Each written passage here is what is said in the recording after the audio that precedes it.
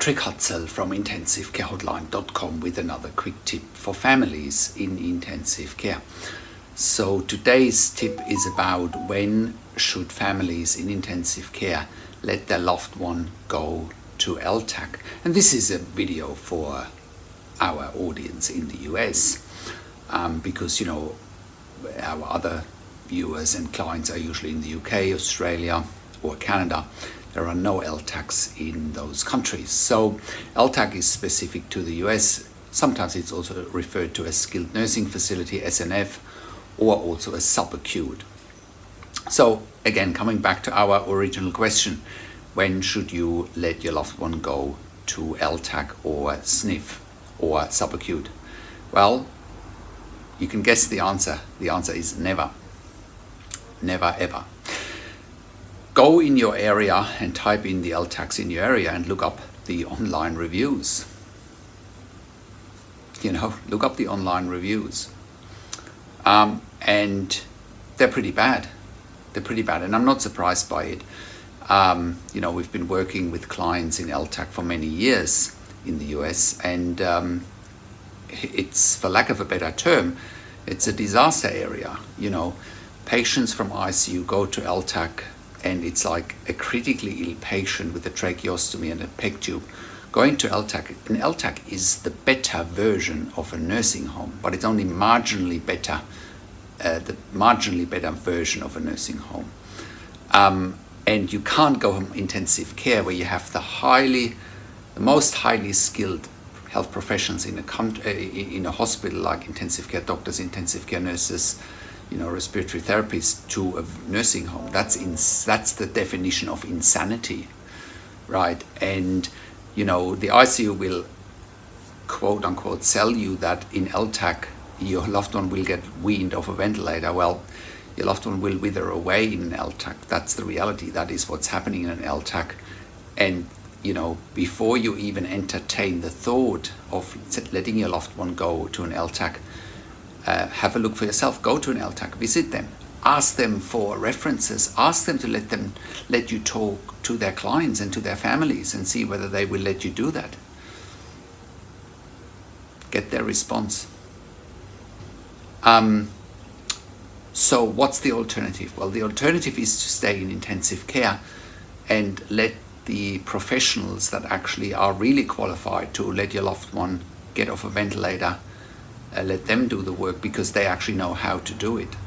They're actually qualified to do it. You're going basically from intensive care with highly skilled, ventilator competent, tracheostomy competent staff to LTAC, where none of them are ventilation or tracheostomy competent. You're going from intensive care where you have multiple doctors and nurses 24 hours a day to LTAC, where you have no doctors on site, often no intensive care nurses on site. It's like going into the dungeon, right? It's like absolute nightmare. Now, LTACs exist to save money. They're not designed for clinical need.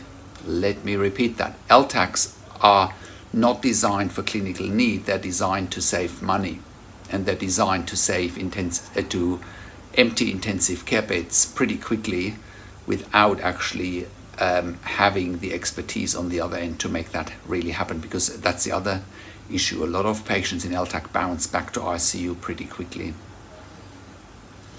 So the alternative is to stay in intensive care for longer periods of time, which we have helped so many clients to achieve, because again, we are specialized on professional advocacy and consulting for families in intensive care, and we know about patient and family rights when it comes to prolong your stay or your loved one's stay in intensive care.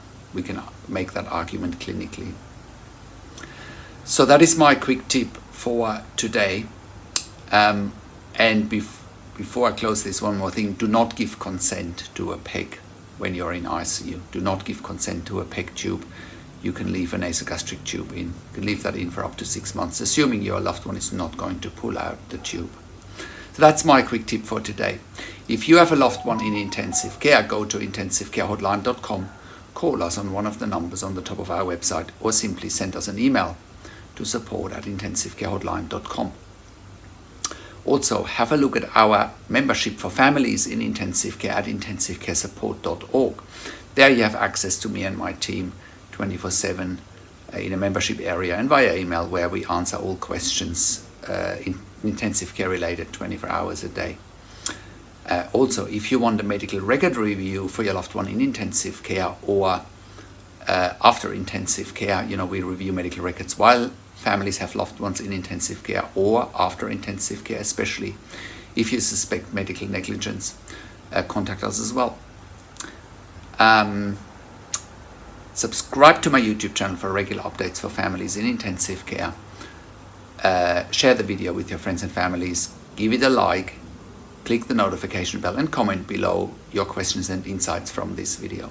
Thanks for watching. This is Patrick Hutzel from intensivecarehotline.com, and I'll talk to you in a few days.